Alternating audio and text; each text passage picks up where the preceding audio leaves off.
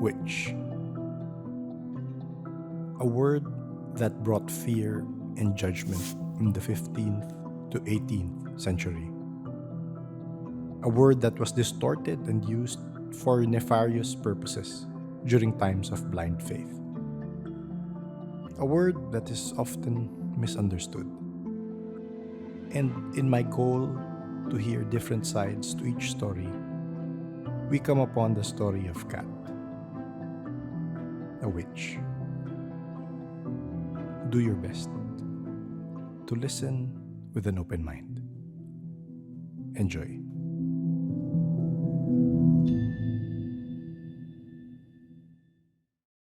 So tonight, our guest is someone who reached out on Facebook and heard a few episodes and heard of an earlier episode about witchcraft in the Philippines. And she said that there are some misconceptions with regards to witchcraft, and this podcast naman values different points of view. So even if people have the same practice, people are bound to have different opinions about their practice, of course. So for tonight, we have Kat, and there will be clarifications with regards to Wicca, the practice, and of course her story will hopefully comes out. Kat will be able to tell the story she has. Okay. So, Kat, good evening, and thank you for reaching out and deciding to clarify some things about the practice of witchcraft. No problem. Happy to be here. So, we can start with that. When you listened to the witchcraft episode, you felt that there were things that were, let's say, not agreeable to you. So, would you like to tell us about it? Sure. Okay. So yeah, the last episode it was great, of course. Like there was a lot of interesting stuff. The reason why I reached out was because it was mostly from a Wiccan standpoint. So the person you had on that podcast had practiced Wicca, I believe, for a few years, and then had stopped and continued their own path.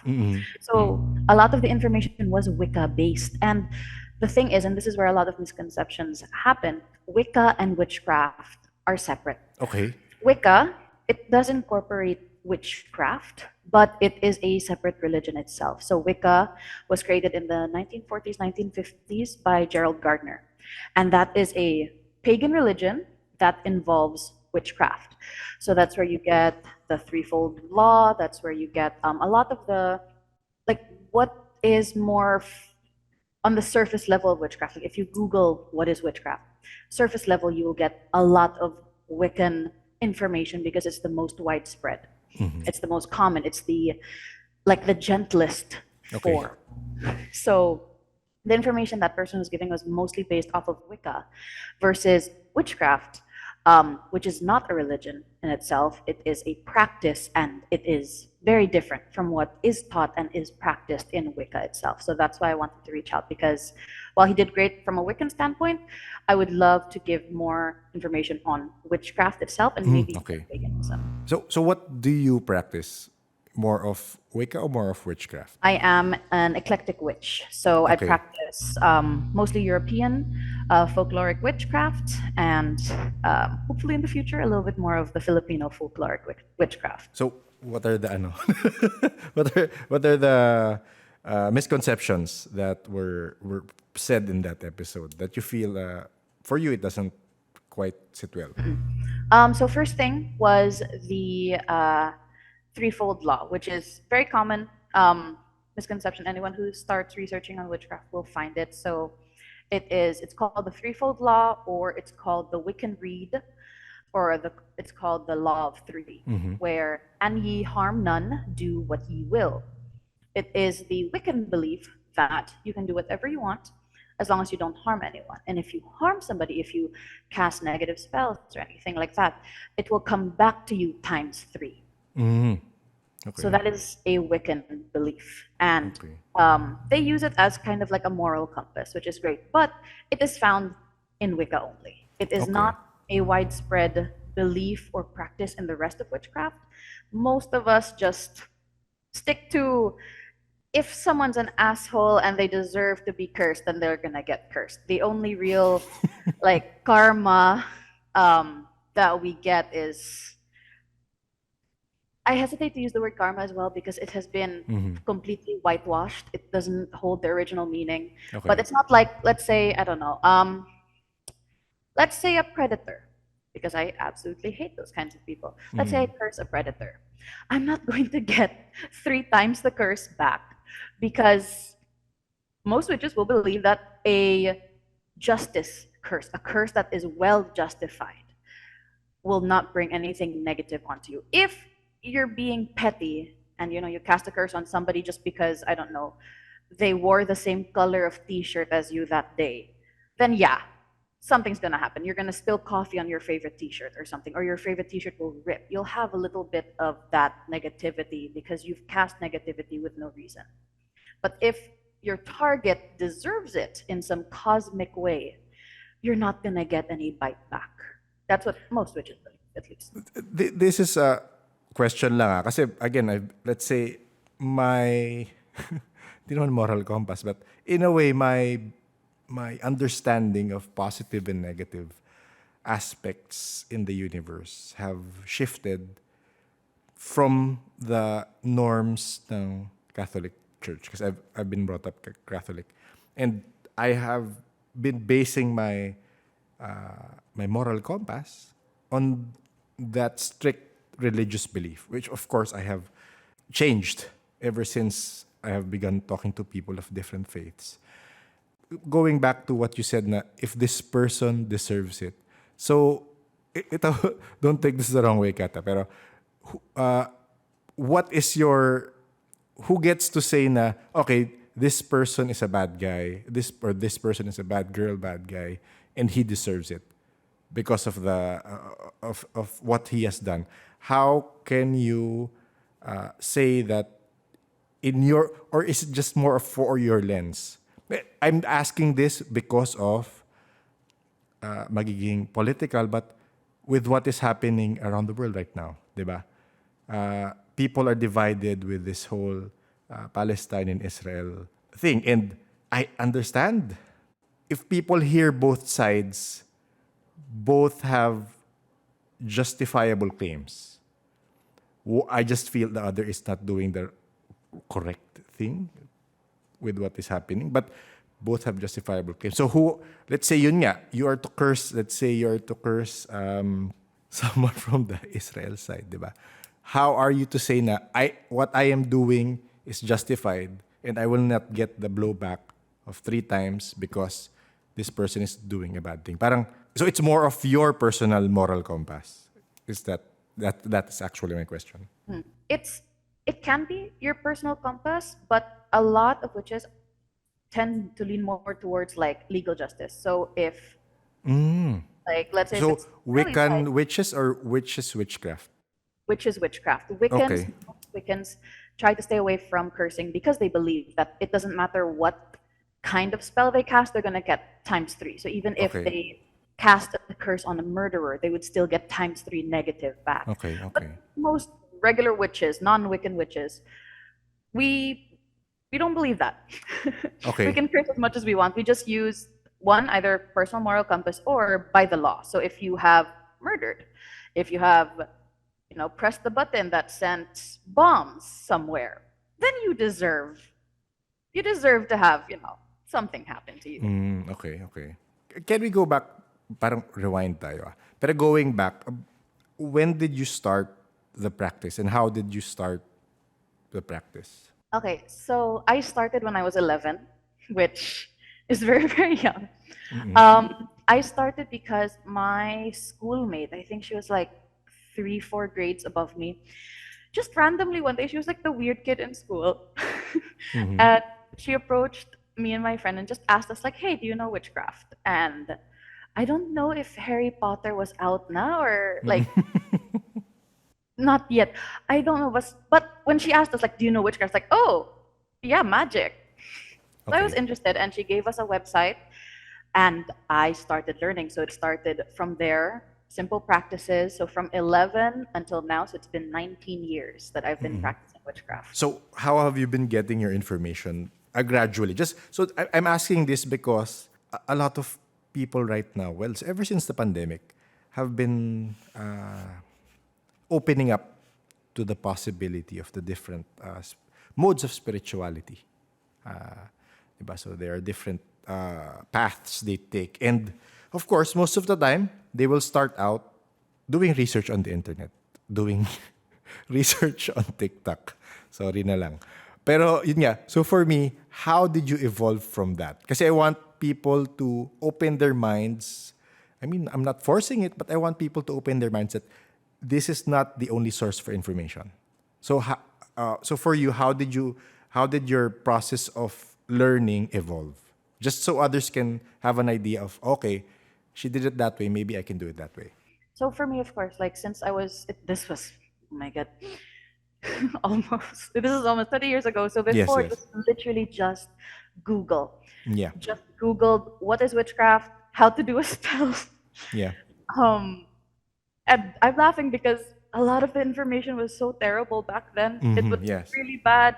But um, luckily now you have a lot of resources. So if someone's starting out, unlike me who only really had just Google and I didn't have access to books, I didn't have access to YouTubers, TikTokers, nothing. Now there's so many. So I would suggest Googling first. Google is great because it gives you broad definitions. It gives you answers from all paths, all practices.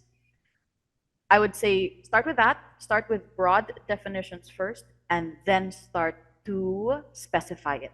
So I don't suggest TikTok as a primary source. I suggest YouTube.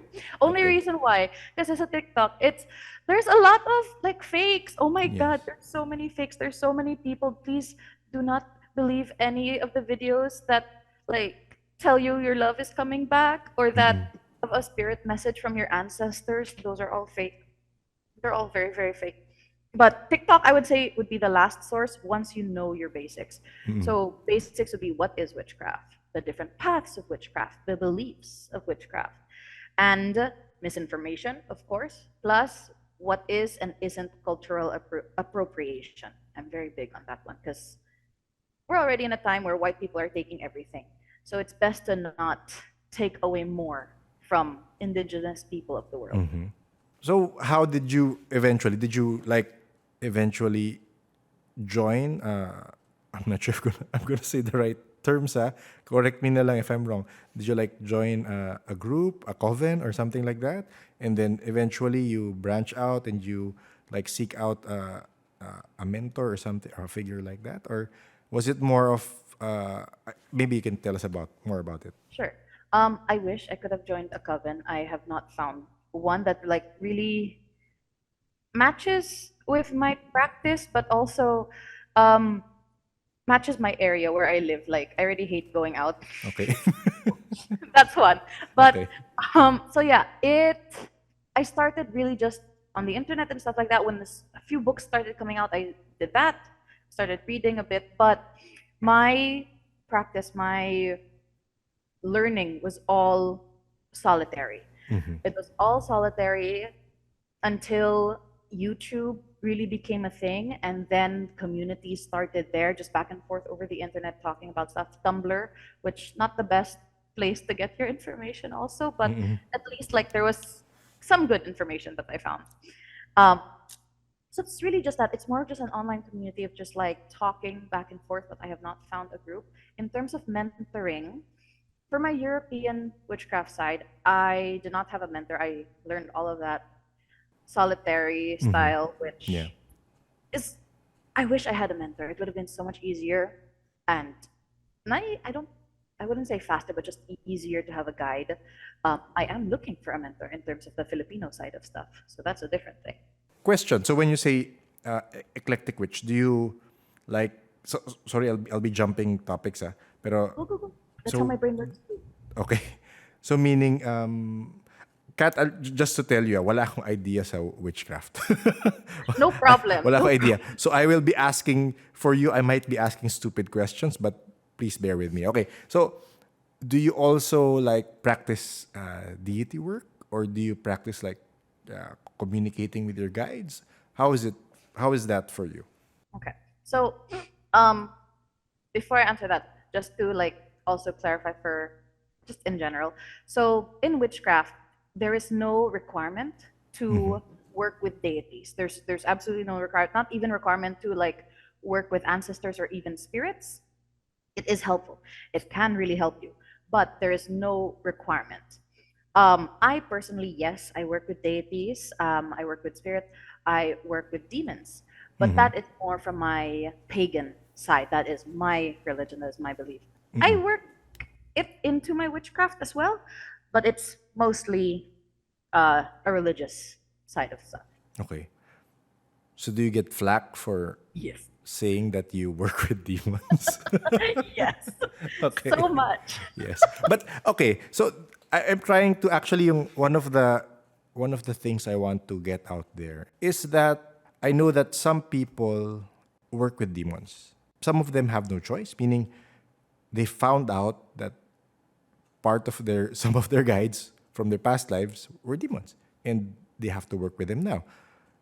And some of them choose to work with them. And what they're saying is that it's not how it is PR ng PR ng church. Parang so point nila is they feel that people have to hear their side. Parang yun yung point nila na parang I think it's just appropriate that if we hear the side of the of the angels, they want parang people to also hear the sides of the people who work with demons. So that's why now that you mentioned that I latched onto that, maybe you can tell us about how you work with them, why you work with them. Yeah. Maybe you could expound on that. Yes, no problem. I love talking about this stuff because it is important. I agree with them. It's very important to talk about it because, yeah, there's a lot of stereotypes. There's a lot of just from not just from the church, even from Hollywood, from Yes. how they've made this idea of what demons are. And for me, so for one thing, when I say demon, I say that word stemming from the root word of daemon, Okay. Daemon. And that is the original root word of that word. And it does not mean what the church uses it as. Okay. Daemon is, or was essentially, I believe, ancient Greek. I'm pretty Okay. sure it's Greek. I'm pretty sure it's Greek. It's essentially a divine spirit or force that was of higher knowledge, higher wisdom. It was a wise entity. That is daemon, which was, I mean, depending on how you twist things, essentially a deity. This is a wiser divine being. And of course, the word was twisted into what it is now. It evolved from daemon to demon, etc. But so when I say demons, I'm talking about what most demonologers or people who work with demons call infernal divine. Okay. They are still divine. They are still a deity. They are just the of the infernal versus the angelic. They're still they still have that deific quality to them. So there are demons of different cultures. I kind of just work with the general universal ones. I work with Lord Lucifer, and I also work on and off with Lord Beelzebub. And Lord Lucifer was actually one of the first deities that popped into my life when I finally accepted, like, okay, I'm not Catholic, I am pagan, and I fully accept it into my life. And so many people who hear me say, "Oh yeah, I work with Lucifer," You have to add, yeah, I work with Lord Lucifer. So yeah, they to add freak out. gravitas to that, ano. They get so scared, like, "Oh my God, you're worshiping the devil!" Just like, not quite. One, one, the Christian devil, Christian Satan, and I say Christian because there is a demon named Satan who holds the name of Satan, but he's a separate entity from Lucifer. So, to me personally, and to many other witches and pagans, Christian Satan, Christian devil does not exist. To us, it's like Santa Claus. It's just a little story. It's just to scare kids. But for so when I say Lord Lucifer, he is the demonic infernal deity of knowledge, of light, of focusing on yourself and bringing yourself up. He is oftentimes he is in the lives of people who have low self-esteem, who are abused, who are in areas where they need strength, and he is that deity to raise you up. And he is that for me. He's very much a light deity. He taught me how to not take shit. He's one of the deities, at least, who taught me not to take shit. And so many people who work with demons will agree demons are so, they have such a fierce love. Once you work with them, they have such a fierce love over you. They have such a fierce protectiveness over you. And it is amazing how much you can evolve and become stronger with them by your side. It is crazy. For Lord Beelzebub, he's he's also similar.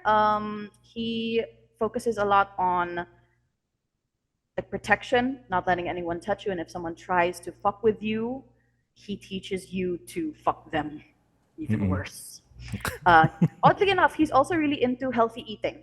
So a lot of people find that when they work with Lord Beelzebub, they end up eating healthier and living a healthier lifestyle, which I don't know is fun. I've been eating more vegetables because of him. Just suddenly started to like vegetables. But yeah, so a lot of people will think that demons, oh, these are scary. Like you can feel them in the room and it feels like you can't breathe.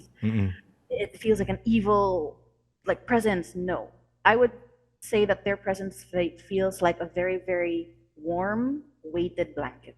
So do you get that sulfuric smell also? I keep hearing that from people who, I mean, yeah, they say that, oh, there was a demon and I smelled sulfur and rotten eggs. So Yeah.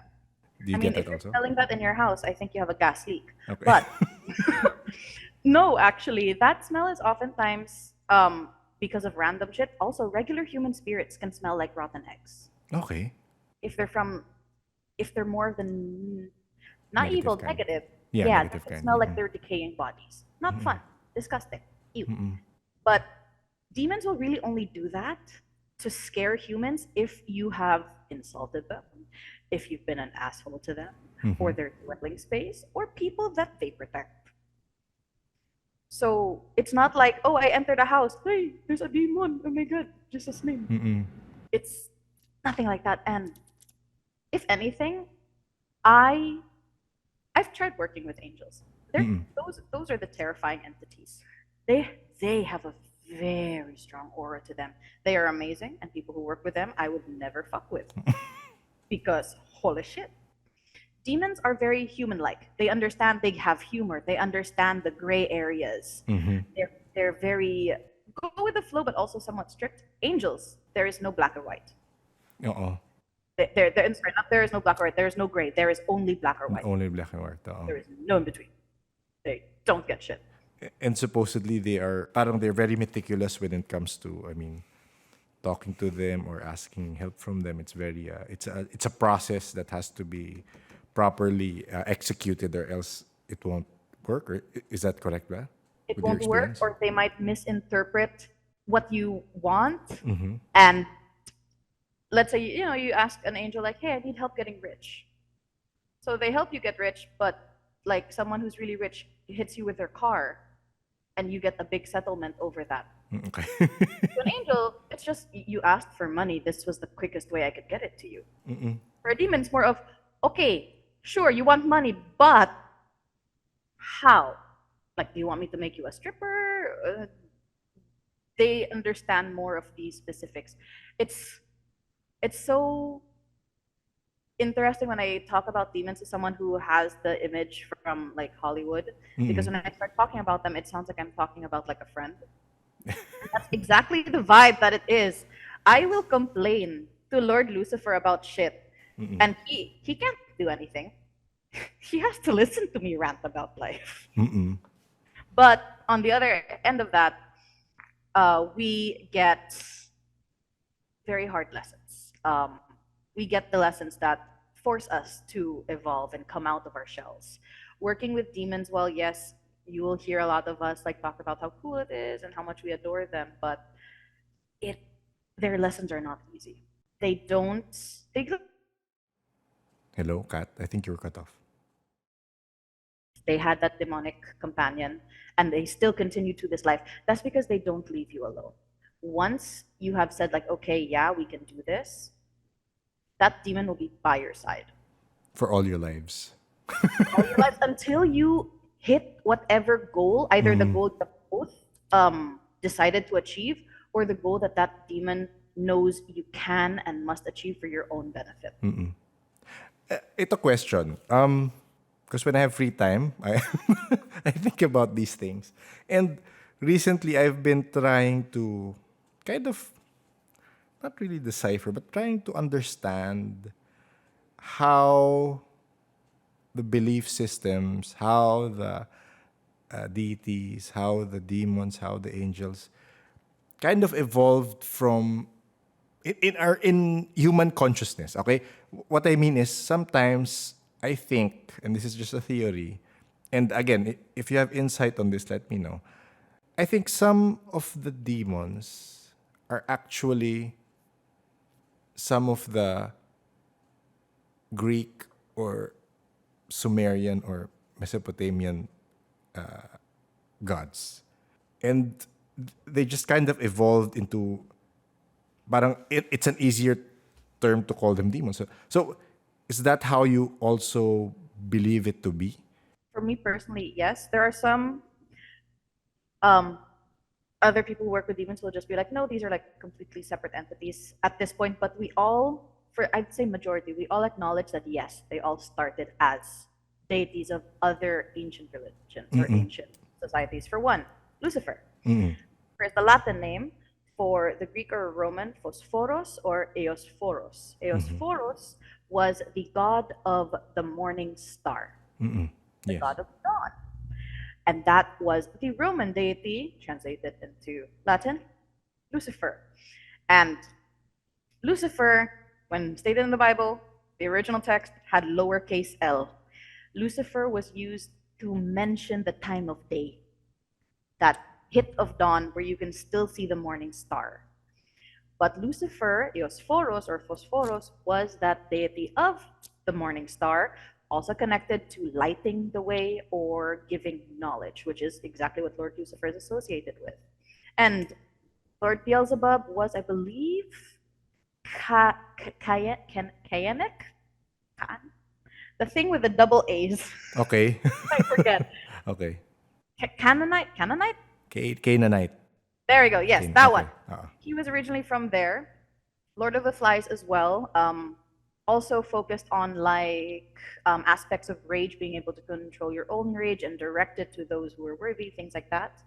My personal belief is just they are, since they're so wise, since they know so much. When humans started going like, "Oh, you're evil, you're the devil," they just went, "Okay, bet," and just kind of went with it.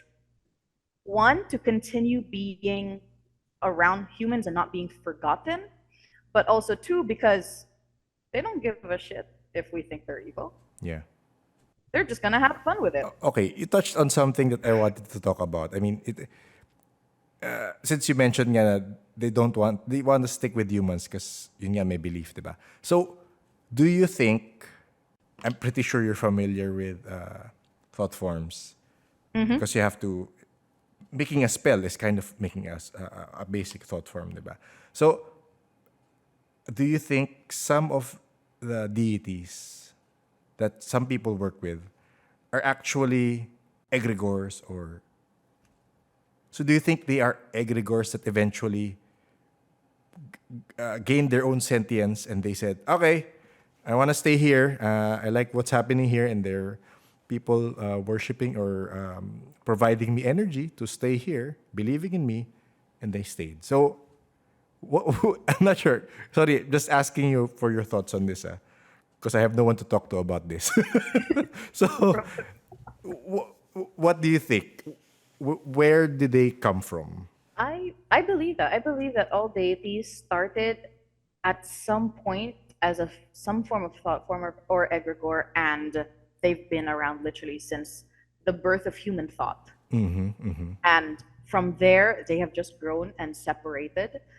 And that's why a lot of deities have aspects of them. They have multiple aspects because I believe that they started off as this one, let's say, fire. That for sure, you know, when humans first discovered fire, it was a holy shit. This must be, you know, from the heavens, a deity or something. So let's say the first deity of fire. That would be the first aspect. And from there, as of course humanity spread, any human who thought of fire and thought, okay, fire, this is also a god of the sun, because the sun is a big ball of fire, that aspect would be created and born out of it and would just continue. I fully believe that that is how they started. And unfortunately, when you ask spirits and deities about them, about this, they never give like a direct answer. The most that I've gotten is just like yeah, you're on the right track. Can't say yes or no. So I'm taking that as a we're not allowed to know. Yes, yes. Not yet, at least. Not till we've crossed over, because I feel like once we do cross over, that's where we know everything. But I believe that because there are way too many deities who have way too many aspects that are seen in so many other cultures. It is impossible for it to have just been randomized. We're all connected to a certain extent anyway, in terms of our consciousness. 100% they were egregores at some point. They evolved. They're like Pokemon. They're now at their final stage of evolution. Yeah. Oo. Nakakaliw lang. Okay. Thank you for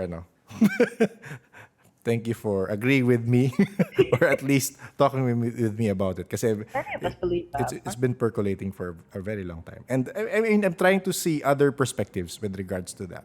Because, yun nga, it kind of seems like it kind of makes sense. Or they could have been aliens or ETs. I don't know. But those are the two paths I'm going with actually. So sorry, we deviated. No problem. Yeah, from witchcraft. My fault, my fault. Pero so yun, with regards to your practice, you can choose to filter what you want to say. Pero for this one, what do you get to use daily with your eclectic witchcraft as an eclectic witch? What do you mean, like, get to use daily? Meaning, day to day, are there things that you do or use with your practice? Meaning, kasi parang, why are you, o sige, we can go there in terms of your intention. Why are you practicing witchcraft? Sure. Sure. I can answer both. No worries. So at first, it was just to gain control in my life. I used to be horrible with chaos. I have anxiety and depression. So baby me was not good with chaos. And a lot of people start practicing witchcraft because it allows you to gain control of your life. It affects the change that happens in your life. So I did it for that. Now it's just because it's a part of my life and I see it in everything. And I love it. So in terms of what I do daily, so I love wearing specific pieces of jewelry. So I have my pentacle. I wear that daily. I have my Nazar beads, the evil eye beads, and I specifically wear black onyx, lava stone, tourmaline, selenite or satin spar, clear quartz, and I always forget what they are called. Rakasha bean. They were gifted to me. So these specifically for their properties, which all of them more or less are properties of protection Okay. and cleansing. Yes. Apart from that, I also wear a specific oil every day, and it's like a mixture of different things: protection, luck, happiness, those kinds of things. And I do also pray daily, just before I get ready. And okay, fine, not daily. Okay. Okay. I started feeling a reaction to me Uh-uh. saying daily, not daily, as often as I can. Um, I do pray, and that is my like small piece of devotion to my deities. Okay. Someone sent me a question. Uh, in your practice, do you have your own version of exorcism? Yes. Okay. Can you tell us about it? I love it because I have found that there are a lot of people who have shit attached to them. Yes. They don't notice. Yes. And so I have an open third eye. So I am specifically clairsentient and claircognizant. So I'm clear sensing, clear knowing. So I have over the years found that I had to find out how to exercise things, how to get things out of either a space or off of a person, because it's it's common. It is not common to be possessed. To Yes. full on possession is not common. Mm-hmm. And if anyone listening is just like, oh, I feel possessed, no, honey, you're not. You Mm-hmm. wouldn't you wouldn't be able to discern it at that point. You'd be too far gone. But this actually happened, and I can talk about this. So, my version of exorcism, or I just tend to call it a cleansing or a banishing, Mm-hmm. depending on if it's a person or a place. Okay. But for me, it is first to figure out why they're there, why they're attached, and Okay. that's where my clairsentience, claircognizance comes in. And if that, how long it takes me to get to that point depends on what I'm working with. Yeah. But once I figure out why, so let's say um, you were just wrong place, wrong time. Okay. You know, passed by the wrong place, and this thing went, ooh, yummy human. I don't know, Mm-hmm. and attached to you. That tends to be pretty easy to undo. General cleansings, protection, and just very pointed either energy work or spell work directed on the entity tends to get them off within a week, I would say, general. Okay. There are others where you just like brought someone home. This is why you know people do bug. Mm-hmm. Sometimes you bring someone home, and a lot of times it's as easy as just like, hi, excuse me, wrong house po, Mm-hmm. and they will leave. There is one, um, I am very proud of this one. So my, let's just say a person that I know. Okay. Let's call them John. Okay. So John has, so his house, the kitchen roof used to get like filled with leaves, and he would often go out onto the roof and like sweep the leaves off. Okay. One night, apparently he decided to also throw trash and the leaves into the empty lot that was behind his house. Okay. And I happened to be there that night, and I noticed a shift in energy. Mm-hmm. And I looked out at him there, and I didn't say anything at that point because I'm like, oh, I'm just being paranoid. It wasn't until the next day where he starts mentioning that he's feeling something off, and I'm already sensing that something is off. Mm-hmm. Um, it felt like something was on him. The only way that I can explain it, it felt like someone had thrown oil on him. Okay. Felt just sticky and energetically disgusting. And I found out that where he threw the trash was where some duendes resided. Okay. And so he wasn't the biggest believer in what I do at that point, but I suggested like, hey, I understand you want to go through the province because he wanted to book a sudden ticket to the province to get things removed because he had realized what was going on. He has enough of a sense to know that. So I offered for me to do it. So we got some. I got my materials and I did cleansings on him. So first was cleansing of the entire house, Mm-hmm. cleansing of the room that we were in, cleansing of him. This was with incense, smoke, uh, and all the incense, no matter where I put it in the room, even without aircon on, without electric fan on, no door open, no window open, nothing at all. The incense smoke in a very thin line would keep aiming at him, Okay. no matter where he moved. So that's a big indication. So I did that cleansing and I did an egg cleansing. I really love egg cleanses because I like that I'm able to have an egg draw in all of that negativity Mm-hmm. and pass along the body. It's a physical interaction. Yes. So I did that and he was feeling like something pulling his hair, yanking on his hair. And this is a macho guy. Mm-hmm. This is a guy that doesn't cry. He started crying. And so I finished up. I passed, I think it was oils and salts over his body too. So when I know something is fully attached, I don't just do an egg cleanse. I do a lot of things that makes your body practically uninhabitable for them. Okay. And during that time, I was also speaking to whatever was attached to him, Okay. saying like, he's sorry, this was an accident, please let go. And I was telling him like, you say sorry too. Because when the thing with doing this is they hold grudges. They really, really, really hold grudges. So they're pretty difficult to work with. So we were able to finish that. I personally like to crack the egg open into water with a pinch of salt. That is my personal practice. Other people don't like cracking it open Okay. because I want to see what the egg looks like. And it was clouded. The yolk was not clear. It was clouded. It looked like it was a bad egg, though the egg was not. So I got rid of that. The next day, he was feeling better, and we bought some chicken liver, chicken hearts. I made him go back out onto the roof and gently drop the chicken hearts into the area where the duendes were staying. It was like an ant mound, like the big Okay. ant hill. And brought him back in, lit incense, and I made him apologize once again. And at this point, and I have an affinity with duendes. They're one of the entities I've seen since I was a kid, so I could see the duende there. Okay. And luckily, it forgave him. So my version of exorcism is that it depends on what is going on.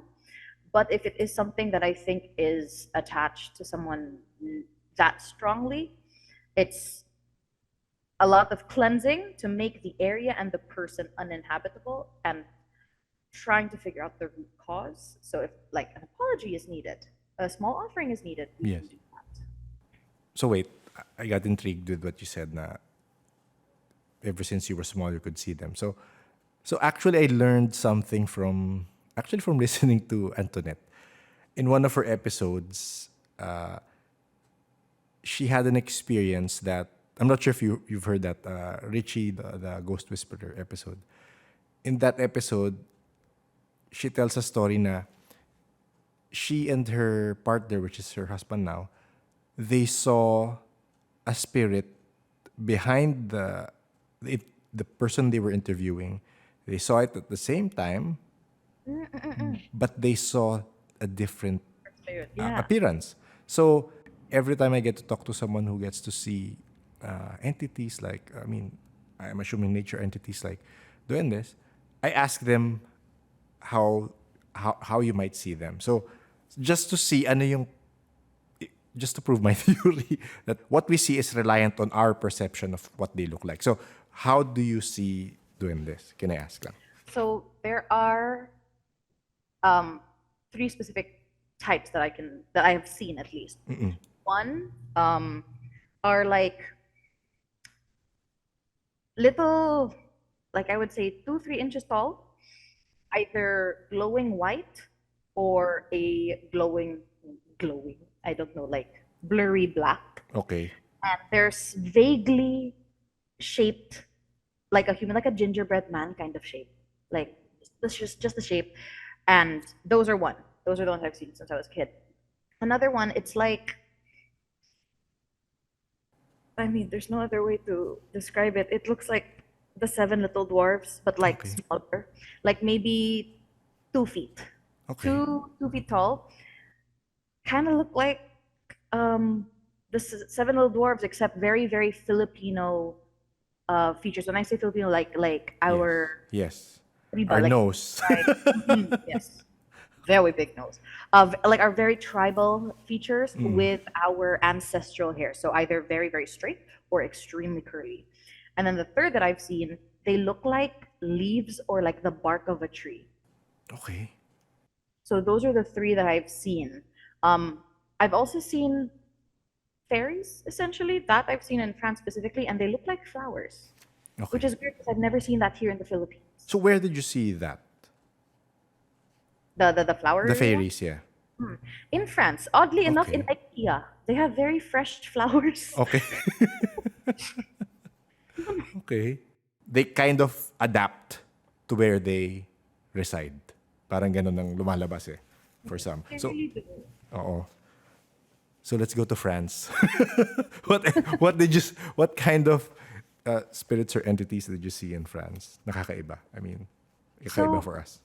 it's really just the fairies because I was so used to our duendes, what they look like, and just to share, I think that they're what they look like also changes because they draw energy from where they are. So I think like yeah, if they're in the city with nothing around them, they're gonna draw energy from what they can. So they're gonna look less naturey versus how. Ah, okay, okay. Oo. But the ones in France, I honestly, when I saw them, I got a little scared because I'm so used to duendes. Like if I see them, it's just like, hello, well, nice nice to see you, and good afternoon. But I was so surprised when I saw them, and I wasn't expecting to see anything. I had already noticed like some things in the trees, just like quick glances of something. So I knew like, oh, okay, they have, similar entities, not Yes. surprised. So when I entered IKEA, I just went up to the orchids and then face to face, I just saw it it Yes. I I I was so surprised because I did not think that they could look like that. So it was very, very large head. Like compared to the body, the head was big. Mm-mm. And then very skinny and long limbs. Mm-hmm. The eyes were like half the size of the head, Okay. just pure black. Mm-mm. And like it looks like onyx stone, so it looks like Yes. shiny black. Mm-mm. And the rest of it looks like a flower. I was beside orchids, so the rest of its body looked like those orchids. Mm-mm. And it I was I stared at it and it stared back at me, and even how they feel is so different. The duendes here, they feel very earthy. They feel very like rich soil. That's the only way that I can describe them. If you stick your hand into like especially fresh after the rain, stick your hand deep into soil, that feeling of the deep, rich soil is what our duendes feel like. Mm-mm. Plus a little bit of like mischievousness. But Okay. the fairies that I saw in France, it felt it felt like a firecracker about to go off. Ah, really? It was so strange, and I didn't want to look at them after I pretended I couldn't see them, Mm-mm. because I've worked with Filipino duendes. I've never worked with fairies, and you always hear stories in witchcraft about the fair folk Yes. that you do not A mess with. silly court. Yes, you don't fuck with them. You see them, no, you didn't. Mm-mm. So that was my experience. I saw them, no, I didn't, and I just walked away. They looked so sweet. They looked like almost okay for Disney, Mm-mm. but there's just something deep down that you can feel like if you interact. No. Mm-mm. Mm-mm. When you were describing it, I'm not sure if you watched that Guillermo del Toro movie, Pan's Labyrinth. So so meron creature doon na parang fey folk na gano'n, na parang eyes, parang alien nga yung eyes eh, but it occupied the face and it was black. Parang gano'n. Yes. And spindly yung arms na parang ang tree, parang a flower. I don't know if na-derive rin from European folklore. We have this episode, UK Spirits. Mali ako, dapat England Spirits yun. Pero UK Spirits, yung title. And one of our past guests, na dito siya based, and she can communicate with entities as well. When she got to England, napansin niya, again, England to, so baka iba pa sa France nga eh. Sa England, parang yung description niya sa ibang fae folk na very formal yung mga elementals doon compared sa elementals daw here, may pagka-warm, may pagka-presko na lalapit sa'yo, close na sila sa'yo, parang ganun daw. Pero doon daw, when she got to the place, to her condo, kasi she was studying, when she met the elemental in her garden, it told her na parang, this place is my dominion. Hello? Parang it introduced itself. Parang very formal daw. Very I formal heard yung... that, yeah. Oo. Tapos sabi, you brought along 2 tikbalang. They have to ask my permission first before they can roam here. I'm not allowing them yet. So for a long time, the tikbalang she had that came along with her that she didn't know about were just in her room. Kasi hindi sila pwede umikot. So very formal daw yung setting. So again, sa France, I guess iba na naman ang temper Yeah. nila doon. Iba ang I've temperament heard nila. that from other practitioners, that specifically those that are from the UK, from England, that when you move somewhere else, they will introduce themselves to you. If they know that you can see them, if you are a practitioner of any kind, Wow. they will introduce themselves to you and be like, "Hey, we're here first. Let's set some boundaries." Unlike here in the Philippines, it's us. It's Yeah. us humans. we move in, we're the ones to be like, tabi-tabi po, Oo, like, oo, oo. oh, hello. It's very different for them. For the one in France, it felt like I had disrespected it Ah, when I okay. saw it. Oo. I think that's why I felt like I shouldn't look at them anymore. I wish I could have stayed in France longer and tried to work with some of the local spirits, but a lot of them felt like they didn't want anything to do Yes. with. Humans, oo. I don't think they want to interact as much, or maybe it's also because maybe I'm not as French enough for them. Yes. I have no idea, but that's not surprising because yeah, they are very different. But her poor tikbalas. Oo. They got to roam around naman eventually. They got to roam around. So, what about, sorry for asking, I'm so intrigued kasi when it comes to experiences of Filipinos or people in the Philippines with entities in other countries. So, have you experienced other entities in other countries that, again, that kind of stuck to you? Apart from the fairies or the fair folk that I noticed, it was really only just spirits, and the spirits kind of. Actually, no. Wait. Now that I'm thinking about it, yeah, the spirits in France were different. How so?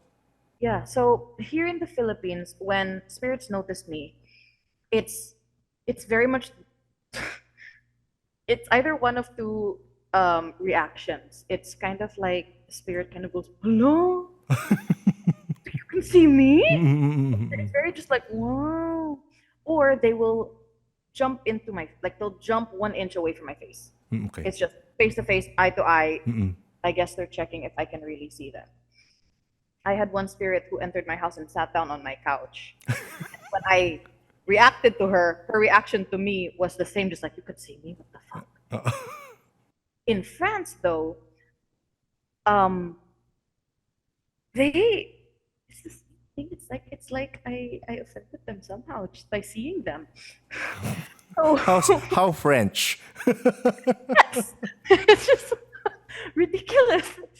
Even in the afterlife, they still keep the attitude. My God. Yes, I But guess. I was in my mom's um apartment, and just a spirit came through, and I turned to it because I saw someone enter and I didn't realize it was a spirit, and he looked at me like, oh, you can see me, how dare you look at me.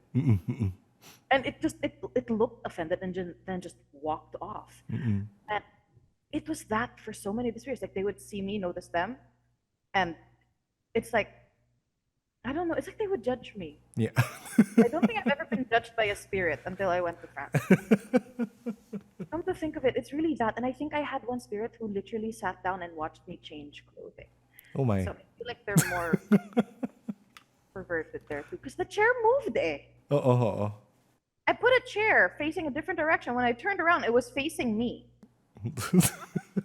So I think they're just fucked up. And they like to fuck with me more. Here in the Philippines, it's more of just like, they like to scare you, just like, Oo, oo. aha, you got scared. In France, it's I don't know. I feel like they want me to get annoyed. They're Yeah. assholes. I feel like they're more assholes in France. It's like it's okay, pa-cute lang, scary, Oo. scary. Pero the ones you saw there, were they like kind of old spirits, meaning Oh no, French sayang no. Revolution clothes, or parang more modern pero talagang, I guess it's their attitude. It's their attitude. They were more modern clothing. I would say like yeah, within like maybe the last 50s, 80 years. Okay, okay. Oo. Unfortunately, I didn't see any like old Galing. clothes. That would have been cool. Sobrang astig lang yung fairy talaga na parang firecracker na. Magagalit sa'yo na Really, parang, I felt as in like if I continued looking at her, I felt like I was gonna be in very big trouble. Something bad was gonna happen. what age did you start, let's say, accepting that you had this Oh, sensitivity, these sensitivities? I think yeah, still around the age of 6 because I started seeing at 6 years old after my papa died, and I accepted it pretty quickly. I was like, hey, I can see stuff. And my mom was very, very accepting to that. It's like, oh, anak, really? Very good, anak. Ask for the lotto numbers. Oo. Okay. But yeah, I saw them from six, and I was very accepting right away because my mom didn't raise me like scared of that stuff. She never allowed anyone to like tell me about the moo. It was banned from our house because she didn't want me to grow up scared. So I accepted it very quickly that I could see shit. And then I started learning about what ghosts were, and then I got scared. Okay. It was the opposite. And what at what age were you like, okay, I can deal with this. I can handle it. Feel, I would say fully comfortable. Like when I started doing my own like little baby spirit quest stuff, 13. Okay. What were these little baby spirit quests? So I don't do spirit work in the sense where I don't help spirits cross over. I don't help them get in contact with like family members. It's not my vibe. I don't have the energy for that.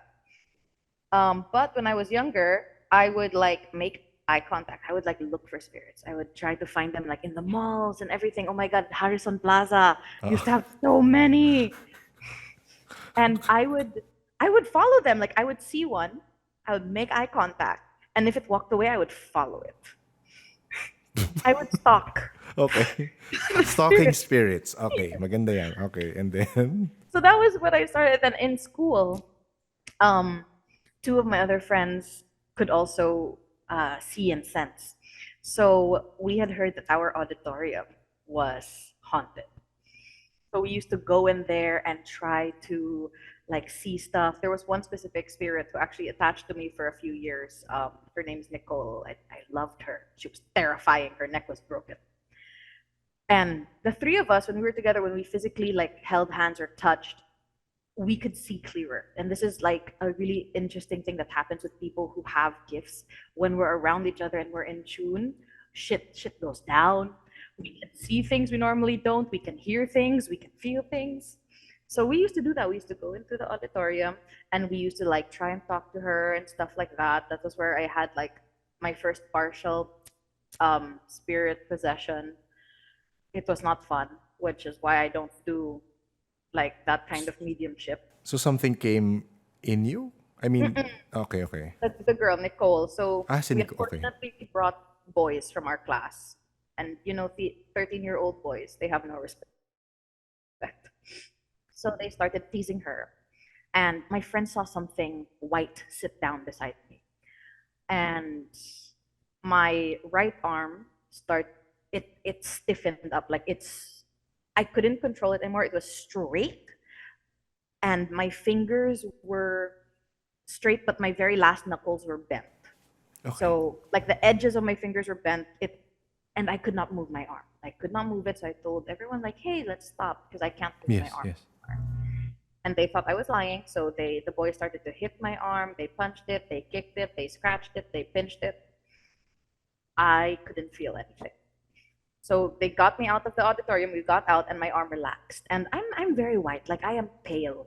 I look like bond paper. I am see through. Literally, I am see through. You can see my veins. But there was no red marks. There were no bruises that came after everything they had done to my arm. And honestly, it was in that moment where I decided, like, yeah, I'm not doing spirit work. Yeah. I don't think I can handle that anymore. Question, Kat. Was your dad or is your mom as white as you? My papa was. Ah, okay, okay. Kasi yung, sorry to, to point this out. Kasi meron akong napapansin with other people who are sensitive. Some of them, not all of them, of course. Na they have a different kind of whiteness, meaning it's not Caucasian white, it's not Asian white, meaning it's not Chinese white or Japanese white.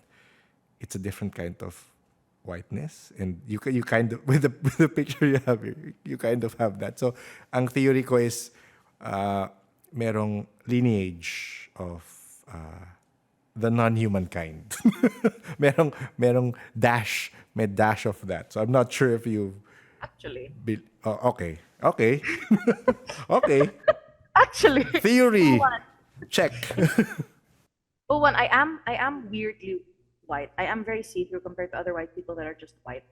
I don't know. But in terms of, I don't know if it's true. My family, there are people in my family who say that we have an ancestor who was an aswang. Okay. Okay. Some of them say, no, no, no. The aswang just married into our family. It's not us. And then the other half will be like, yeah, no, that was our ancestor. We part aswang. And I mean, I do like the night. I do like blood.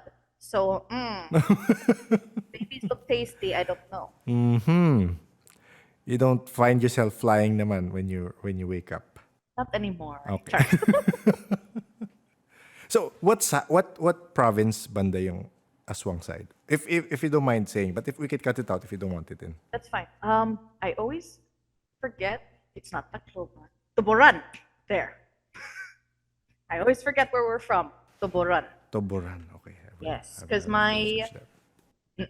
I don't know if there is or not. I don't know. I feel like maybe because But it's my Samar side. I think so. Yeah, Okay. because my Filipino family is where I get my gifts from. There was a part of our family who was very in tune with their gifts, and then the other half who didn't care. Unfortunately, I'm from the other half who didn't care. Okay. So that's why I didn't get mentoring. But do you get to talk to the side that believe that No, still has it? Ah, no. I Okay. have to talk to my cousin and like ask for I don't know someone's contact number. I should. Oo. Kasi usually nga sa mother side eh.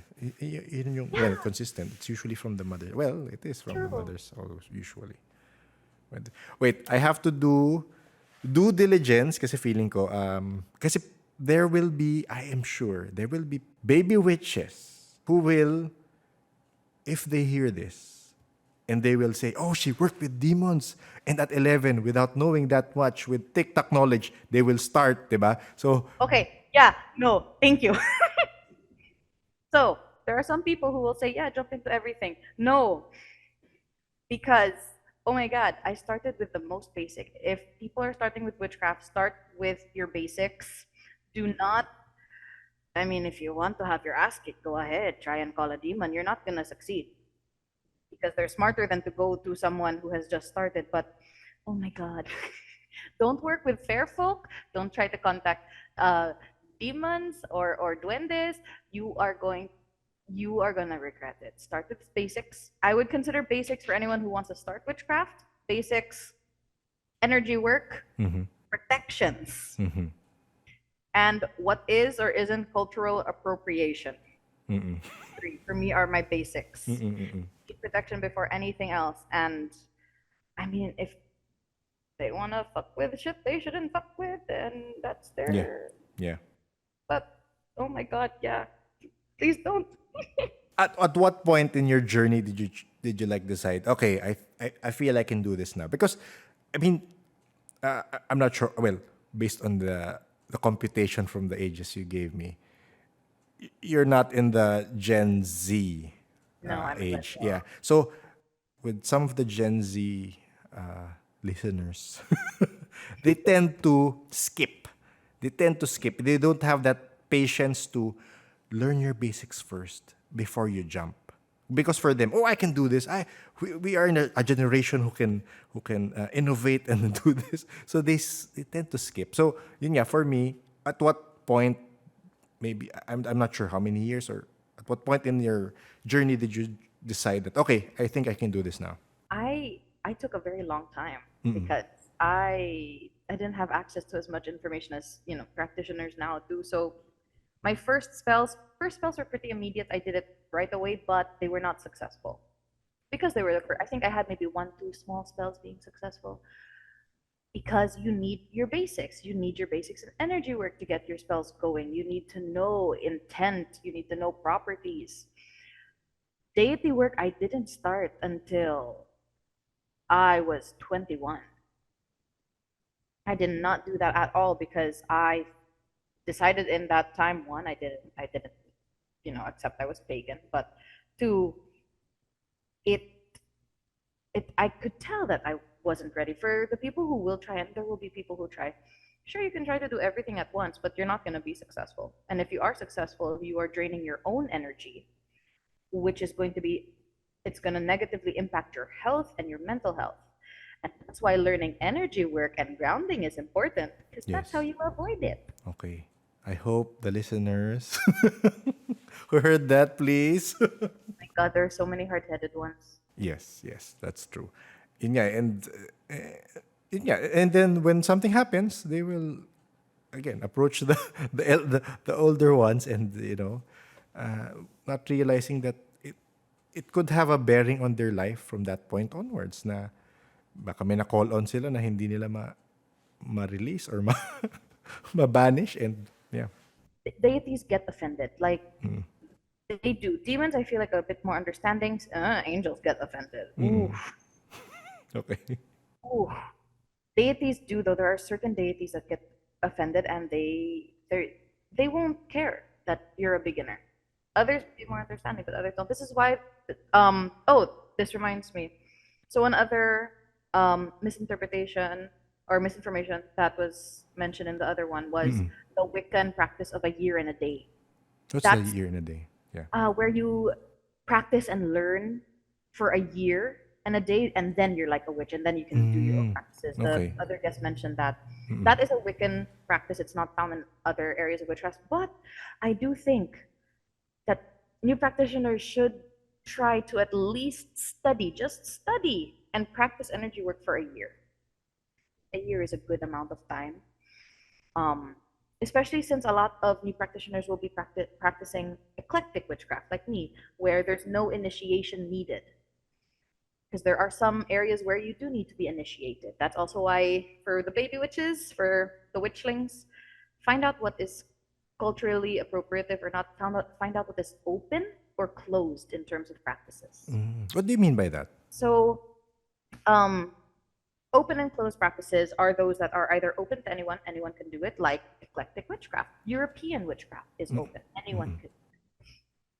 Voodoo is closed. Okay. Only those of African descent, only those who are taught by a voodoo priest or priestess can practice voodoo. And if anyone tells you that that is not true, they are bullshitting you. If someone white tells you that is not true, they are bullshitting you. You do not want to fuck with the law. Ooh, especially if you're white. Ooh, no. So that's really important. And even in Wicca, there are some parts of Wicca that are still initiatory. You can't join that part of Wicca unless you are initiated. It's very important to find out because, well, you might just in general be calling yourself the wrong thing, or you might try to fuck around with voodoo because voodoo looks so cool, and some white people who appropriate it make it look so open. But oh my God. Did you see that? Did you see that story about the girl who called on Papa Legbaba? I think, Oh, yeah. and then I think she died. I'm not sure, or It, it was a a TikTok lot. myth. I think I think she did end up in the hospital. Like something happened. Something happened. And oh, this is why it's so important. Cultural appropriation and know what is open and closed. Because not everything is open. Just because it exists Yes, doesn't mean you can interact with it. that's a good lesson. Have you? Sorry, I tend again. I'm going to my usual questions, but have you encountered any kind of entity or, I guess, energy that kind of shocked you? Meaning, oh, this is new. This is different. This is something I haven't experienced before. Two comes to mind. So one would be an entity. It was an elemental of some sort that had attached to a coworker of mine. Um, I had mentioned it because I was a trainer at a call center for a while, and then I did orientation. So I had mentioned, I think someone pointed out my pentacle, and I mentioned just offhanded, oh yeah, I practice witchcraft. And so he asked me after that, like, hey, I feel like there's something, following me. Can you check? So I checked. And there was this little elemental that was attached to his shoulder, and it had beady little eyes and like very, very sharp teeth and just thin, scraggly hair. And I remember, Gollum like, parang ganun. Kinda, yeah. Okay, okay. But like very, very small eyes. Yes, yes. Super, super small. And I remember seeing it, and when I started talking about it, it was like it was I guess it didn't think I could do anything. It started like almost smiling or laughing at me. Mm-mm. And I have a Saint Benedict's medal. Mm-mm. Um, I mentioned this on Grimcast as well. I don't know if it was recorded or if it was just like between me and Antoinette. Mm-mm. But, um, I personally am not Catholic, but I do believe in the Saint Benedict's medal Yes. because of its history. Its Yes. history gives it power, and it Yes. is such a strong medallion. It is so good. And so I lent him my medallion, and I told him, put it on your arm that has that thing, because that thing is draining your energy. He has a pretty vibrant aura, so Mm-hmm. he tends to be a target to things like that. Okay. And the moment he put it on, it it was pissed. Uh, I could see pissed. And he wore that medallion for a week, and then he bought his own and continued wearing it for a month. And every time I saw him, the thing would just get like smaller and smaller and smaller, and it looked like it was getting burnt. mm-mm. So that one was surprising because I had never seen one that was attached to him in such a way. Like I would see something maybe like remnants, like, oh yeah, something looks like it's been following you, but it's not here now. Okay. Or like, oh yeah, I caught a glimpse, but like they went away. That was the first time that it was like stuck to him. Stuck to him. Like a parasite. Yes. Super. It was so odd. So luckily it's off of him, and he now wears the medallion full time because he doesn't know how to control his aura. He doesn't know how to put up protection. So that's what he needs to do. The other one would be my demon companion. So I work with the Infernal Divine, but I also work with I guess what some practitioners would call a lowborn demon, a lowborn demon, one of just like, um, I guess some people would consider them like a devil, like a little devil or something. So she was interesting because her name is Zanshi. I'm allowed to say her name because she likes it being known, and it does give her a little bit of a Mm-mm. energetic boost. So it it is only if I say this and I mention the energetic boost, because if you know it and you don't want her to take anything from you, she won't. But if you want to give it a little boost, give her a little boost, then hey, you know her name. Um, so there was one night, I have protections all over my house, as any witch does. But one night, something entered, and I was already sleeping. Like I was lying down, getting ready to sleep, and I noticed something, and it was very dark. I'm guessing it was some sort form of elemental, Mm-hmm. or either that or a very dark human spirit that had lost its humanity, kind of. Okay. And I could feel it there, and I felt scared. And I don't often feel scared when I meet spirits. Mm-mm. I was scared in that moment, so I had learned a technique recently to call a companion, a protector. Okay. So I did that. I offered up a good chunk of my own energy, and I offered it to any protector who would come forward, protect me from this entity, and continue to protect me moving forward in exchange for a certain amount of my energy anytime they need it. And so Zanshi came through, and she got rid of him. She's very good at chasing things out. I've seen her energetically eat Okay. things. And I did not know until much later that she was a demon. I don't know why I didn't know, because she looks like what you would expect a demon to look like. Mm-mm. But I just couldn't put two and two together. Mm-mm. So she was interesting, because when I finally found out she was a demon, um, she just kind of laughed it off. I can actually, because I adore her. When she first came to me, she looked very different compared to what she looks now after consuming my energy and staying with me for so long. She looks completely different. So I have some drawings of her, and I'm gonna send them Oh, to you. sige. I will look at it tomorrow morning. Peace tayo. Zanchi, peace tayo. Pero tomorrow morning, mahirap na. The one that's just in pencil is what she looked like when she first came to me, and then the one that's in pen with more color, that's what she looks like now. How she's kind of changed. Okay. I will share it here. Go, go, go. I love it. And um, this is a bit of information that I've learned from her. Demons in general they're I don't like using the word vain, but they love looking beautiful, their version of beautiful. So Zanchi loves it when I share her image because she likes the attention that she gets because she does think she's beautiful and she is beautiful. She does revert back to the other form oftentimes when she doesn't have enough energy or if she's trying to conserve energy. And I actually asked other practitioners about that because when she came back looking the way that she did in the second image, I'm just like, oh my God, no, this is my brain. I'm imagining shit. Why is she wearing a dress?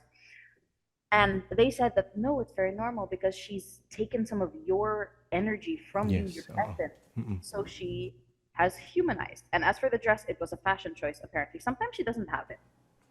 What do you feel when yun nga, when she takes on that energy that you said you'd provide for her?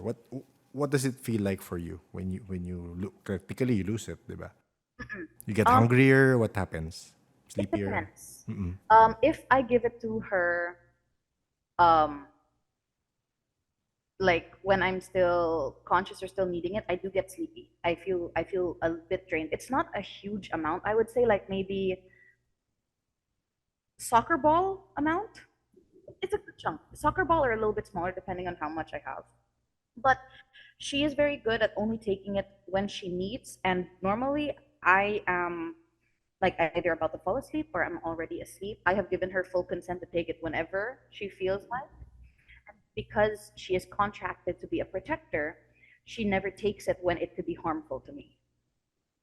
So that's another thing for any witchlings listening who are trying to make a contract with any demon. Don't forget loopholes. Always close any loophole you have. Whether Yes. it's a demon, oh, fair folk especially, or angel, doesn't matter. Close your loopholes. So you kind of have to be to think like a lawyer. Yes, super. Because you might be lucky one day and find one of the assholes. Yes. Oh, true. Okay, when you were telling your story pala earlier, I came up with this question. And I think it might be helpful for people like me and other people who do not have sensitivities and get attachments. So, for you, why do some people get these attachments? I would say two reasons. So, in general, it's because you were noticed, but it's how you were noticed. Either one way, where you were being loud, disrespectful, trespassing, doing something like in this world, in this reality, something that made you easy to spot. So that potentially could be just like, oh, this person's annoying. I'm gonna follow them. Or the one that I find more common is your energy, your aura. Yes. So a lot of people have who have attachments have very bright auras. They have very welcoming auras. Auras that, from an energetic perspective, it looks delicious. It looks good because there's so much you can just take, and they would never know this. And this is why energy vampires love happy people. Ah, okay. That tends to be a thing. So when you're passing by, like a street that has a lot of certain kinds of entities or elementals, and you have this aura and you're not protected, you are essentially a walking buffet. So they will just continue to eat your energy. And for some people, they have more than enough and they never notice, which is terrifying. How Yes. much energy they have. Yes, that is And then, terrifying. because there's really some, I've seen people. And then there are others who, while they have bright auras, it's easily depleted. And this is a lot of times where you'll see someone who just suddenly like becomes not even depressed, their energy is just low. There's nothing that has changed for them mentally. If they're still the same person, if they're not dealing with any mental health issues, but their energy is just gone. And then like the next day it's back up. That's because whatever is there has left and their energy has replenished. Depending again on turnaround time. Some people do take longer to heal. Actually, that's one of the reasons that. Thank you for answering that. And the insight from what you answered. Because usually when I tell people, if they feel that they have an attachment, I tell them, oh, think positive and try to do positive things and all that and make yourself happy. But apparently, sometimes if you're too happy or too energetic or too bibo nga, di ba? That can also be a reason for attachment, di ba?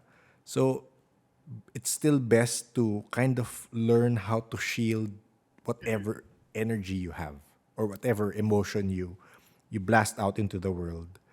Yes. For me, parang yun yung learning ko right now. It's kind of like learn to shield yourself, your emotion. It's like, am I correct ba? Yes. 100%. Because if you feel, and this is why I also have an issue with the love and light witches on TikTok, because there's nothing wrong with the saying. Yes, yes. The love and light witches are just like, nothing's wrong in the world, Mm-mm. everything is happy. I hate it because they don't teach protection. You Yes. have to protect yourself, especially if you know you have such amazing energy. You have to learn shielding. So that is energy work, one of the basics I mentioned. You can actually diminish your aura or how far it goes out. If for any anime lovers, there's a new anime out. I butcher the name, Frieren, something like that. She controls her aura of magic, essentially her mana. We can do that too. We can pull it into ourselves. A really easy way is to imagine like almost like you're an octopus, like your aura looks like tentacles, and then just pull them into yourself. And Okay. you are making it smaller. And that's really helpful. And of course, there will be times where you can't control it and it will just boom back out. Yes. But you have to be aware because it might be bad for you. Oh, there's an anime. What is the name of the anime? Her friend is exactly that. She has this big, beautiful aura, and spirits are just attracted to it immediately. Meguru-chan? I am one of those. I love anime, but I'm shit at titles. Do you read manga as well? Yes. Okay. When you were saying na close your spells or close your contracts, I remember this. I've been reading this manga, Witch Hat Atelier. Have you seen that? Have you heard of it? So, but it's it's more of symbols, eh. But one of the teachings there is it kind of has its own magic system, the manga, Witch Hat Atelier. But one of the lessons is you have to close because most of the spells are you have to draw it. One of the lessons is you have to close it. You have to always close it, or else yun nga, things go wrong. Yes, 100%. I remember the anime. It is Meiruko-chan. Meiroko-chan. Yes, and it actually has pretty good depiction of spirits. Because close to life. Very close to life, actually. When you see spirits in detail, a lot of them look similar to that when they're more on their monstrous side. So sometimes they're just like very blurry. Other times they look very scary, like the ones in that anime, and other times they look just human. When you mentioned that yun nga, there was a human spirit, possibly, as you said, elemental or possibly a human spirit that kind of lost its humanity and it was there. So I've heard this a couple of times also before. So sometimes they say these spirits eventually turn into malevolent entities. Have you have you heard of it also, or have you experienced something like that? I mean, aside from that one. It's weird though because it's a common, I wouldn't even say belief at this point. It's common knowledge for those who practice or for those who can sense. But it's never something that I've discussed with people. It was just an understanding that I came to, and then it was something everyone else. Yes, it is 100% something that happens when a spirit is so just stuck in all the bad that happened to them and they can't let go, they can't release. It will eat at their spiritual energy and it will turn them into something else. White ladies are like that. So there are two types of white ladies, at least in my experience. One, which was never a human, it's kind of more like an elemental, it just takes on the form Okay. of a woman. Others where it was a woman and something horrible happened to her, but because she cannot let go of it, it turns her into something that is no longer human. And that's why they can be very dangerous. Wow. Okay. And, something new to think about for me. Something new. Ignore them. If you see anything, no, you didn't. Yeah. Okay. Good idea.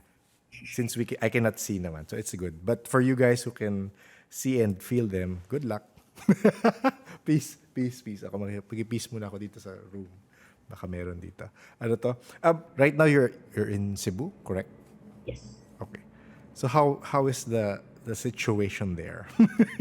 How is the spirit situation there, the elemental situation there? It's pretty chill. I'm back in my childhood home. Okay. So my childhood home was energetically dead for years, thanks to I'm gonna share my shit stepfather. Okay.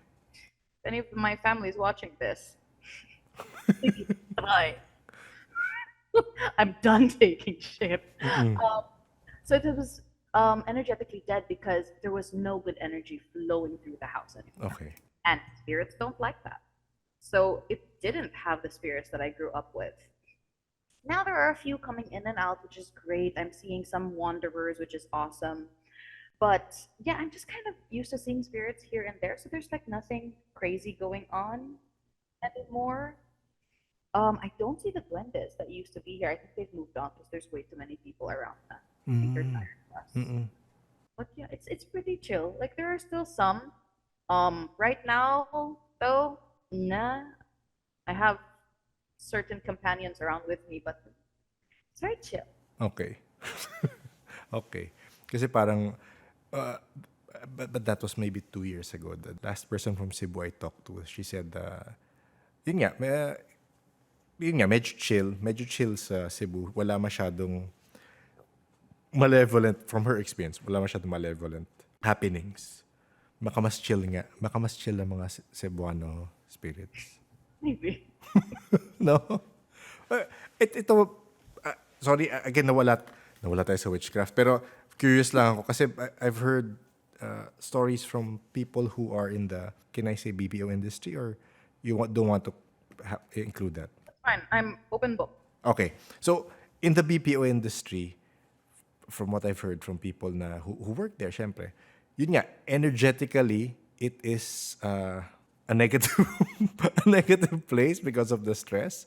So, do you see that? Do you see that happening na because of the energy?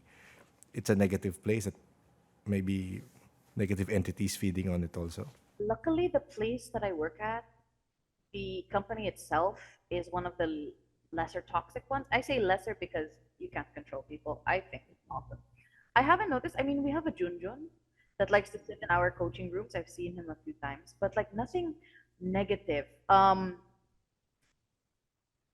There are some old buildings though that I've been to where, ooh, just ooh, there was one old building. It was in Makati. I'm not gonna say which one because then Yeah. I don't want to put the company's name in it. There was one specific building that was very old, one of the oldest buildings in Makati, and we used it as our headquarters before. And one of the training rooms had something in there that was not human, Okay. elemental of some sort that for some reason stayed in the concrete building. Okay. And it was territorial, which was the issue. It was territorial, and it would physically make the cabinet doors like bang. But the cabinet was locked, and so many trainees would be so scared of it. And I tried like tuning in to see what it looked like. Yes. Um, oh, come to think of it, now that I'm reimagining what it looked like a sick elemental. Okay. So when I think elementals, a lot of times they're very dark, either black if they're not very detailed, or like dark green in hue, dark brown. They look like, well, what the element they come from. This one was, I'd say, 7 feet tall. I don't know. Like it was tall. It was hunched over inside the cabinet, and it very long limbs and everything, pale like bond paper white, like just white, and just pure black eyes, like deep voids of eyes. And now that I'm thinking about it, it might have been an elemental that maybe was trapped there or couldn't find a way to leave. Okay. Because it's the first, actually, come to think of it, it's the only elemental I've seen that looked like that. Like that, yes. Someone might have accidentally brought it in and Yes. then Oo, somehow forgot it got left behind. to let it go. That office was bad though, because one of the spirits also stepped on the chest of a guard. Oh, the guard fell asleep at its post, and apparently there was a guard in that building who unalived himself. Okay. I don't. I've said the word murder before. He killed himself. Yes. I can say it. That's fine. He killed himself, and this guard, one of our guards, night shift on a holiday, so no one was there, and he fell asleep. He opened his eyes. He woke up. He saw a man standing in the hallway, and he fell back asleep. And then he woke up because he felt something just whack onto his chest. Wow. And when he looked down, there was a shoe print. He requested to never work nights anymore. But, okay, cut natin to. Saan yan, Kat? Um, Jesus Mario. that place is fucked Yeah. up. Oo, luman-luma talaga. Oo. Iba energy nga. Ano kaya yun? It got me thinking lang, the elemental you saw na kakaiba, parang it was bonded to that place. Maybe. I don't know. There's also another place, hospital specifically, that's really Yes. the one along. That place is fucked up. I've been there once, and it felt unsafe. Okay. Like you could be pulled into a different dimension, kind of unsafe. I think it's because they have that weird of the hospital. That specific hospital. I went there only once, and inside, there's like an open area somehow inside, and it feels so fucked up inside. Parang may portal, no? Or something there. That's literally what it feels like. It felt no. I only went there once. I refused to go back in there, which is why I try my best not to get not to use the car when I'm at work, because our new building is in. I don't want to go there. Okay. But no, generally in hospitals, you can deal with it naman. Kasi most psychics don't like hospitals. But I mean, you have to go there. But you can deal with hospitals naman. I can, general. because one of the early techniques I learned is to close my third eye when it's not in. Yes. So, for any of the listeners who want to like temporarily close theirs, it's temporary. It is not forever. It can still be either forced open by a spirit, because spirits can control when you see them or not. But in general, it's really simple. You just kind of focus. Everyone knows kind of where their third eye is, but it's like middle of your forehead, in between your brow. That spot, but then push your awareness 2 inches into your mind, and then close your eyes, visualize an eye. Just one eye, visualize it, let it slowly come into detail. Let the color of the eye slowly come into detail. It can be any color, but the thing is, you can't control the color. The color will come regardless what you were thinking. And once the eye is in perfect detail, or as detailed as you can get it, practice closing it. So visualize that eye closing, and then opening again and closing. And once that becomes comfortable, close the eye, go about your daily business. Your senses will be dulled. It's the intention, It's the intention and the visualization that helps. Because it's a muscle. Your senses are muscles. So if you train it to hold down, if you train it to like diminish, it will. Again, for the free run watchers, it's another very much what free run does. Okay. Na-plug si Free Ren. Did you teach this to Antoinette? Kasi when we talked to her off the air, she said that that's similar to what she did. She can still feel spirits, but she intentionally closed her eye so she doesn't see anything. She can I just think feel. I also mentioned it with her, but I think she had already done something similar. Yes. So, Because the power of will is crazy.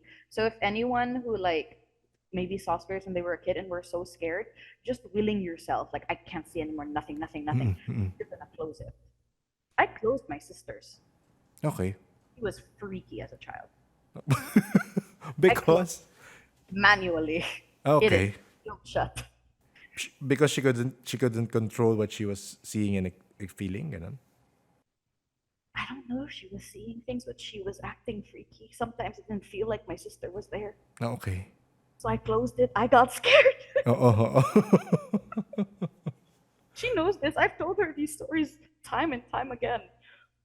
She was just fucking freaky. Oo. It was like it wasn't your sister na. Ganong levels.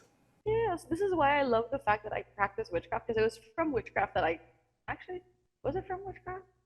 No, it was from spiritualism that I got into witchcraft. But either way, it is Yeah. helpful.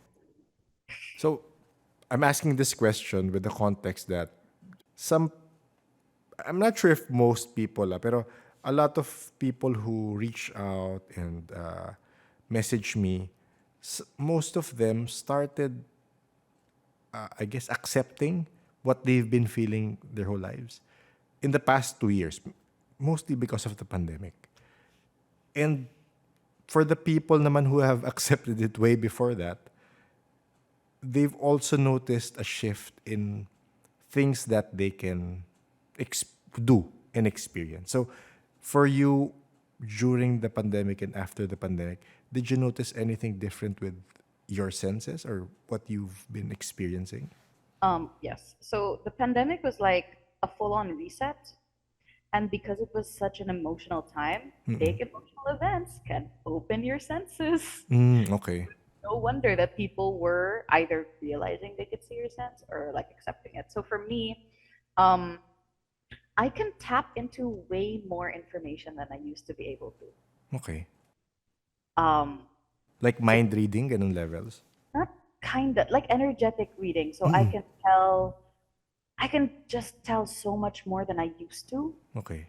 It's really strange. Like before, I would have to sit and like give myself a few moments, ideally be near the person that I'm reading to be able to tap into things. Now I'll just get random hits and I it's just very odd. I've always been able to read people through the internet. That's how I do like my tarot readings, Okay. my aura readings and stuff like that. But now it's different. I'm like I don't know, like I can just see extra more details than I used to. And Yes. I am supposed to enhance them. It is one of the things that I am supposed to do alongside a few other witchcraft stuff with Lady Hecate, one of the deities I work with. But it is odd. I'm seeing. I don't. What is remote viewing? There we go. Okay. Yes. My remote viewing has gotten stronger, and it's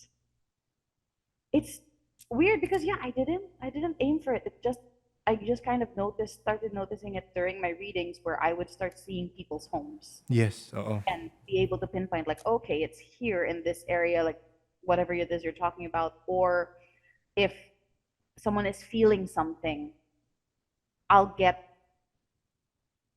like the details in my head. Of what that person is feeling. Mm. It's not that I'm feeling them, but it's just there. It's very very odd. But yeah, there was definitely a shift. Things are a lot more. They're clearer, which I don't know. It feels odd. Like even now, so I can scan most intuitives. We can scan rooms, so we can Yes. like extend our awareness. My awareness can now extend a lot farther than it used to. So it's weird. It feels cool, but it's also kind. I don't know. It's unnerving. It's If you're unnerving. not That's used to it, yeah. like, hala, I can do this. Like, Yeah. Suddenly, parang, huh? How am I able to see? And dear listeners, that is why my camera is closed. Because I don't want it cat doesn't stop seeing. me. Yeah, it doesn't stop you apparently. So please don't tell me if you see a remote view what friends I have here, but they are welcome to listen. Okay lang naman. Okay, you mentioned yun nga, you may actually parang plugging portion, but you mentioned you do tarot readings, you do aura readings. What else do you what services do you do for people who might be interested? Um, I have it on my Instagram and my Facebook. They're both under Onyx Hydrangea Occult. Okay. So, but I do bone reading, palm reading, oracle reading, tarot reading, and witch consultation. Okay. Wait, what is bone reading? Can you expound on that? Um, So I'm still. This is well. I'm going to tell this to any client I'll end up having. It's still in its like experimental phases, because it's a new thing that I'm starting. But essentially, you use bones. In my case, they are chicken bones. Some people use fox bones, dog bones, depending. These are all ethically sourced. We did not go out and find the animals and harvest the bones that way. Okay. Okay. Um, so mine are chicken bones, and you take the chicken bones, you assign a meaning to them essentially. So sometimes you just use them for yes or no, and I have one set that's just for yes or no. And they're just 6 chicken bones. You ask the question, you throw them. If they cross, that is a yes. If they don't cross, that is a no. And then there are others where you assign meanings to them, you throw them, and depending on where they land in accordance to either a piece that you define as the self or however close they are to you, it shows what's going on. So let's say like a bone that I assign the meaning of anxiety. Let's say that bone falls closest to me, means that the situation that's going to increase my anxiety is coming up, and I need to be ready. Okay. Okay. That's bone reading. Some people add other trinkets to it, but for me personally, I like the bones by themselves. I think local practitioners also do that, you know. Yes, Some yes. local, yeah. Maybe they use. I'm not sure what kind of bones they use, but yeah. But I guess chicken is the most, ano, yun, most used. Chicken's most used. I have realized just now I have dog teeth. I should add. Okay. Okay. Okay. After this. When you do the readings, it's usually via online naman, you know. Correct. But if they are based in Cebu, do you do meetups also, or just it's still online for for I don't know, for privacy? Ideally online, just because I'm lazy. Unless Okay. they like work with me, and then that's the physical part. Because at least online, like I have a very weird shift, Ah, yes. Oo. so it makes it easier for everyone involved. Sabagay, totoo yun. Ay, are there any other, sorry, you might have other stuff you wanna clarify with witchcraft and your pagan practice? I guess one thing, um, you do not need. Oh, actually, yes, these ones. There are some annoying people who like to spread annoying information. Um, so there may be people out there who will tell witches that you cannot be a witch unless you come from a long line of witches. You have to be hereditary, or you have to be initiated by a master, or like you have to be approved or some whatever reason. No. Anyone can be a witch, anyone has the potential to be a witch. You do not need to be initiated into witchcraft in general, unless you are joining a specific tradition. So, for example, I think Gardnerian or Alexandrian Wicca is initiation based, so you would need to be initiated. Certain types of European practices are initiation based. There are some practices where you don't just jump. There's a lot of practices where you don't just jump into by yourself. So you don't jump into voodoo or hoodoo. You don't just jump into brujeria. You have to do the research for that, and you do not need a mentor. Mentors are great. It is great if you can find a mentor, but if you can't, then consume all the knowledge you can find, take everything with a grain of salt, and then research everything that you've learned. Super. Because there's so many nice books that are available now. You could buy ebooks, which are cheaper, and then just go to like a printing, like people who just print books for cheap and then just pay for the printing. It'll be like 300-400. That way you have a physical book for those of you who really like physical books. So you do that? Yes. You like the tactile feel of the book? Yeah, because I buy the ebooks because they're cheaper, but then I can't consume any knowledge. No, nothing enters my brain. So I like the physical books. I like You like taking notes? Do you like underlining stuff and all that? No. Ah, okay. you. I have a lot of highlighters. Okay. Appear, Jern. Kasi ako rin eh. I mean, yeah, it's that's how I learned. So, and it's nice because at least like nowadays we have access to the books that are like created by American authors or like authors abroad that we never had access to. Oh, Compared to when you started, yes, compared to when I started, oh my god, nothing. That's another thing I want to warn the witchlings. Be very, very careful of any Wicca books written by Gerald Gardner, Raymond Buckland, and Silver Ravenwolf. They are full of misinformation, Name cultural drops. and sexism. Okay. They are traps. They're great for basic information, especially if you want to be Wiccan. But be careful. I'll write that down para kasama yan sa show notes.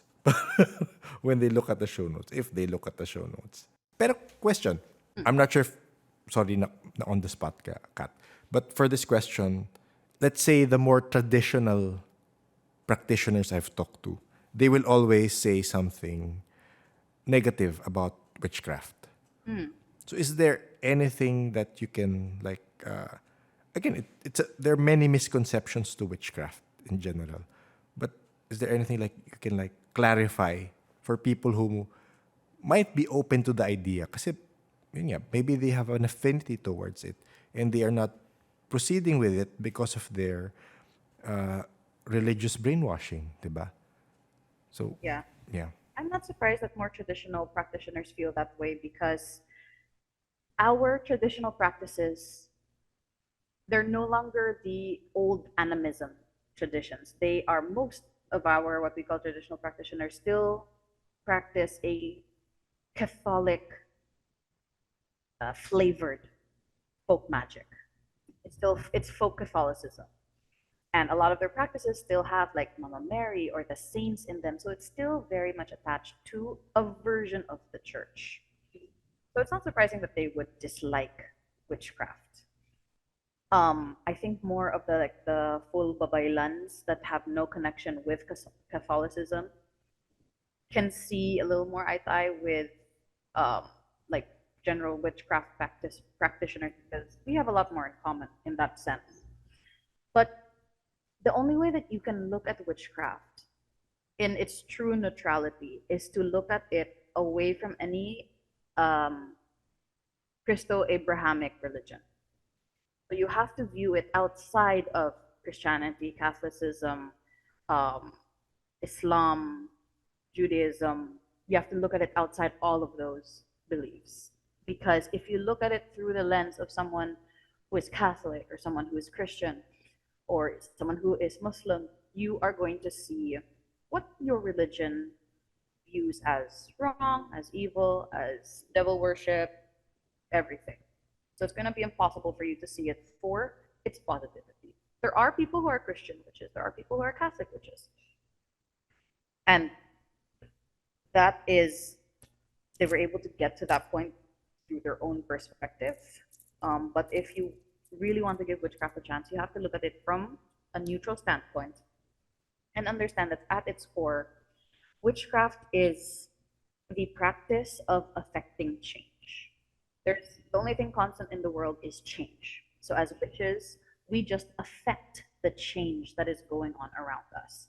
So that's what spells are. You're just affecting the change that is already happening. You're tilting it to your favor, or you're tilting it towards justice, whatever it is. It's just those small movements.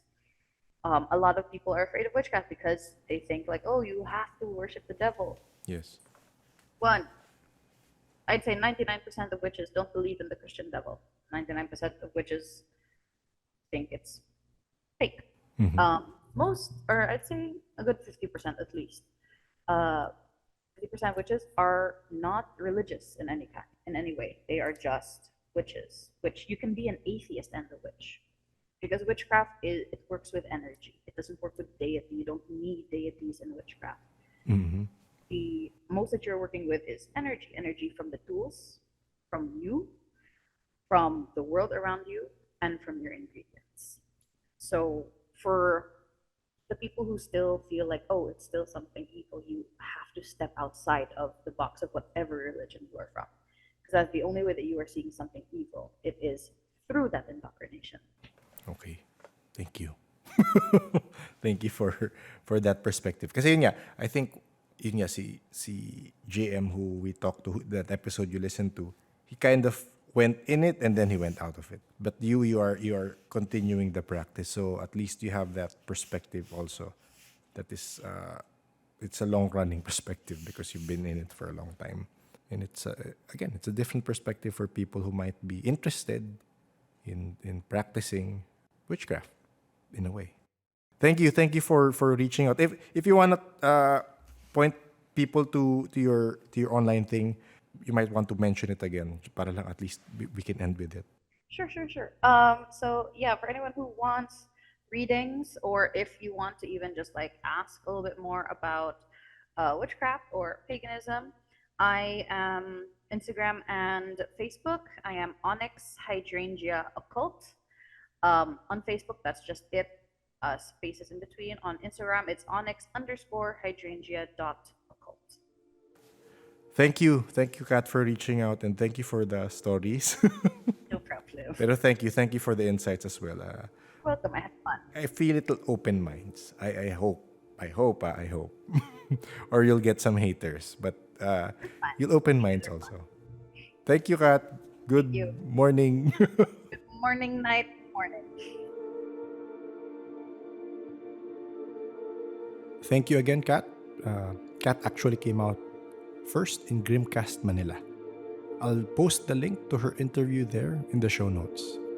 The episode we were referencing in the first part of the interview is episode 13, Witchcraft PH, part 1 and part 2 with JM. I'll post the links to those episodes as well in the show notes. I'm sure this will not sit well with some listeners, especially those who view witchcraft automatically with a particular religious lens. But if you can, try to re-listen to it with a more open mind. If this is the first episode you're listening to, hello, welcome to the Paranormal Podcast. The podcast is a collection of first-hand experiences with the paranormal. We talk about ghosts, elementals, deities, extraterrestrials, and different spiritual practices from time to time. If these types of conversation interest you, you might want to subscribe and follow us on Facebook, Spotify, YouTube, Twitter X, and Crick Crack. There are new episodes every Tuesday 7 p.m. on Spotify and 1:37 p.m. Thursdays on YouTube. If you have an unusual spiritual practice and you want to share it with me, you can email me at paranormalsph@gmail.com. The podcast also has a Discord server that you can join and chat about the paranormal with like-minded individuals. Just go to the show notes, look for the invite link, and click it to join. Let's have a brief session reading comments from episode 155, Encuentro sa Iloilo Part 2. So medyo madaming comments, pipili na lang tayo ng medyo kakaiba. Sabi ni Lester, bale kasama ko pinsan ko, mama ko, tita ko, papunta kami sa lola namin. While asa biyahe, ito, pinapakinggan namin, at from Iloilo kami. So F na F namin. Haha. F na F. Feel na feel, ayun. Sana wala kayo na enkwentro habang nasa biyahe kayo. Salamat, Lester. Shout out kay pinsan, tita, mama, and kay lola na rin. Si Bella naman sabi, nako yung last part about sa Aklan. Nakwento rin ng father ko na taga-Aklan. Sila, same. May mga angkan daw dun ng puro aswang at mga lumilipad na manananggal sa palayan. Nako Bella, baka magalit sa atin ng mga Aklanon. Peace po tayo! Pero ayun nga, maririnig nyo sa future episodes. Meron mga taga-Aklan and yun rin naman ang sabi nila. Si Ja naman, may clarification. Mariit is like supernaturally active. Dungan, parang oral shield. Hindi ko alam ano exact meaning nun. Thanks, Ja. Oo nga, dungan nga maririnig mo talaga sa mga nasa Visayas region. Tinuturo sa kanila habang bata pa. So, I guess parang building up your oral shield, you know? Si Janie naman, sabi niya, grabe, di ko na malayan oras. Part 1 pa lang ako. Akala ko mga 30 minutes pa lang nakalipas. One of the best story. Hi, Janie. Salamat yan syempre sa storytelling ni Jen at ni Ice. Iba ang dynamic talaga nung dalawang yun. Abangan nyo na lang yung mapapag-usapan sa part 2 Hindi pa namin nagagawa, pero hopefully, mangyari na yan soon. Si Elvin naman, may na-share. I've heard stories from my elders na yung certain town na yan, na may dam sa Iloilo, ano kaya yon, ay lugar ng mga engkanto. People there sometimes hear music and rocky mountains glow from afar. Wow! Napaisip rin nga ako baka yung ibang na-encounter nila Jen ay mga engkanto. Kaya, well, napapaisip lang ako doon. Ang galing naman nung nag-glow na mountain. Parang magandang makita yan. Pero yun lang makikita natin. Hindi yung mga ibang kasama nila doon. Hindi yung mga nakatira doon. Thank you for sharing, Elvin. From Cadena 06 naman. Nung bata ako, pinapagalitan kami ng mga matatanda kung naglalaro kami sa labas ng 11 a.m. to 3 p.m. Udto adlaw ang tawag ng mga matatanda. Oras daw ng mga tumawo. Udto adlaw. Yun pala tawag doon. Naririnig ko rin yan dati. So, parang may oras nga talaga yung mga tamawa. 11 to 3 p.m. pala. Okay, note to self. Merong info naman na share si Niña Rose. Mariit means haunted, either spirits or elementals. Baskog means strong. Dungan means will, strong will. Patapang ang loob. Ayun, may iba-ibang interpretation talaga sa mga words. Pero again, it is best to hear it from people na nagsasalita ng language. So salamat sa information, Niña Rose. Sabi ka kanina ni... Sino nagsabi ng kanina? Sabi ni Ja, oral field nga yung dungan. Pero ako rin, I interpret it as will. Yung parang willpower mo siya. Na, I guess, if you channel it strong enough, you create a shield for yourself. Diba? So, ako willpower yung strong will. Ako rin yung pagkaintindi ko sa dungan. Anyway, iba-iba talaga interpretation niya. And ang last nating comment ay galing sa ibang dimensyon. Sa ML dimension. Hindi pa nagbabalik si Carding Sungkit. Sabi niya, hardcore nito, solid direct. Salamat, Carding! Kamusta ka na dyan sa ibang dimension? Hinahanap ka na ng mga tao sa Discord. Sa dimension na ito, kamusta ka na daw? Anong balita? Ulit, salamat sa lahat na nag-comment and nag-reach out after ng episode na ito. Di ko man nabasa lahat, binabasa ko naman siya. I mean, hindi ko siya nabasa out loud here, pero binasa ko siya. Di natin syempre makakalimutan mag-shoutout sa ating paranormal Patreons and coffee supporters. J, Z, Christine, JT, JD, Oy Osiena, K, B, Aryan, Justine, Introvert, JM, Biker Mama, Janelle, Kim, Leia, Laura, Bea, and J3. Thank you to our Patreon and coffee peeps.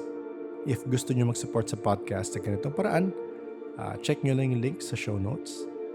The Paranormal Podcast is engineered and produced by F90 Productions. If you feel this podcast brings value of any sort to your daily life, I hope kahit entertainment man lang. And if may time ka, I would appreciate it if you can rate or review the podcast on your preferred podcast platform. Merong 3 buttons sa Spotify. Click nyo lang yon, and then merong rate this show. So, kung may time kayo, sige lang. This really helps the podcast get seen and reach more people. Thank you again to everyone, to the people who have shared their stories, to you, the listeners, and to the things that go bump in the night. Please stay safe.